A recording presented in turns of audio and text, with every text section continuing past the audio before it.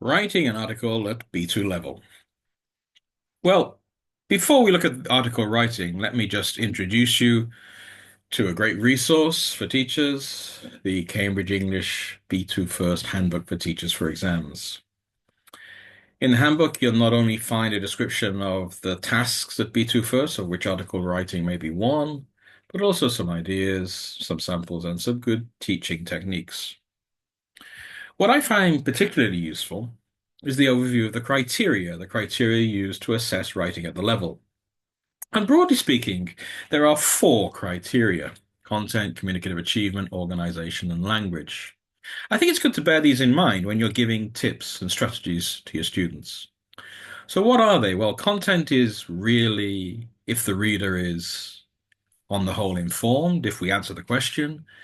Communicative achievement describes the techniques, the strategies that the writer uses to hold the reader's attention.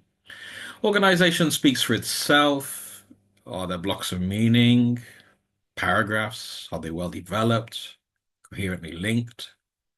And language, of course, refers to the range of vocabulary and grammar, and also the accuracy and appropriacy of its use.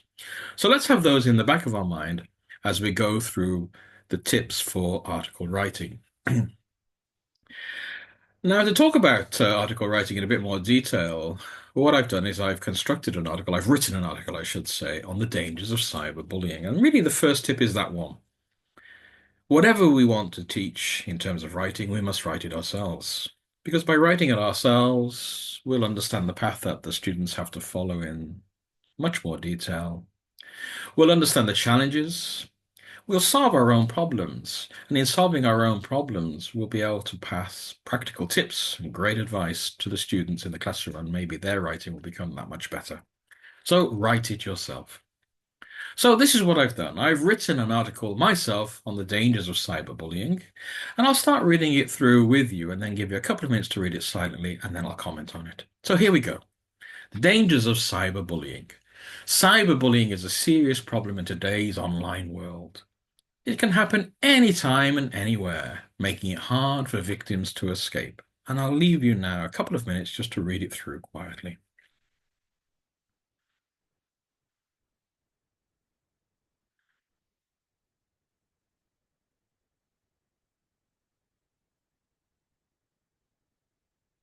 Okay, well, I hope you enjoyed reading it, but let's ask ourselves a question.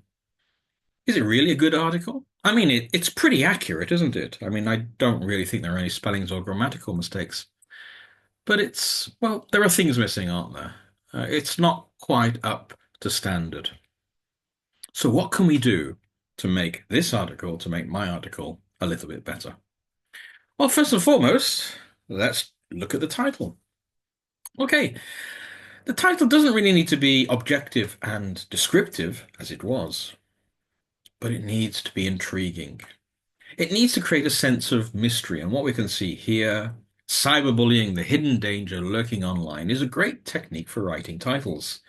So you've got the keyword cyberbullying, pollution, then you've got a colon, and then you've either got a question or a statement. Okay? Cyberbullying, the hidden danger lurking online. Pollution, the threat to our future. So make the headline interesting and intriguing. Use a keyword, a colon, and then a question or a very mysterious statement. But does that make my article much better? Not really. I think we've got some way to go in order to improve it. So let's look at what we can do with that first paragraph. Well, you can see what I've done is I've rewritten, or should I say, I've transformed some parts of the paragraph. Cyberbullying is a growing threat. It can strike any time. Those targeted often feel intense sadness and so on. What have I done there? Well, I've used the language of intensity. Instead of happen, strike. Instead of strong, intense, growing threat. So what I've done is I've made the first paragraph, the introduction, that much more powerful. Instead of saying small, say tiny. Instead of saying strong, say powerful. Instead of saying big, say great. I've used intense language to keep the reader's interest, to get them interested, and to get them to read on with me. So, two tips so far. Work on your title, make it mysterious. Don't forget the use of that colon. And now, in the first paragraph, use the language of intensity. But am I happy with the article that I've written? I think not, because I can probably make that second paragraph a lot better and a lot more interesting. Well, what can I do to it? Well, you can see here that I've taken one part of it and I've rewritten it. And I've rewritten it as a quote. In other words, I've used reported, or should I say in this case, direct speech. Yes, quotes. Okay, in the exam situation, you may have to make them up, but quotes bring the writing to life. Quotes make the writing seem current, seem relevant. So as you describe or as you talk about what you're talking about in the article, bring in a quote. Doesn't have to be a named person, can be anonymous, an expert, or a witness, but bring in a quote to start sharing what people feel. So, three tips for you so far. Intriguing headlines, the language of intensity in the introduction, and now quotes. Well, am I happy with my article? No. I still feel that I can do a little bit better. So, what am I going to bring to the table now? Well, let's see. You can see that I've added something that wasn't there before.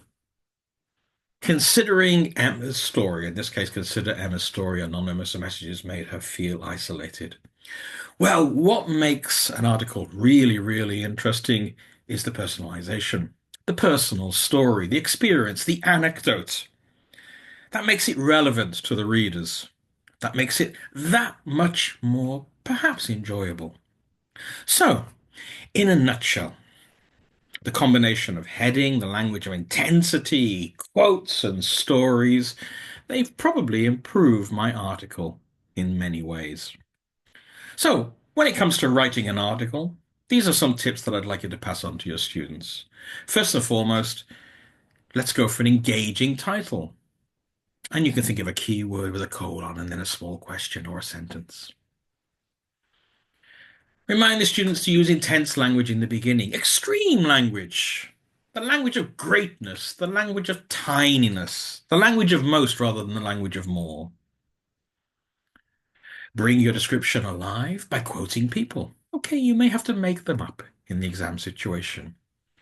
And refer if possible, to a personal story, a witness account, or a personal anecdote. Those four tips make your article that much more readable. Thank you.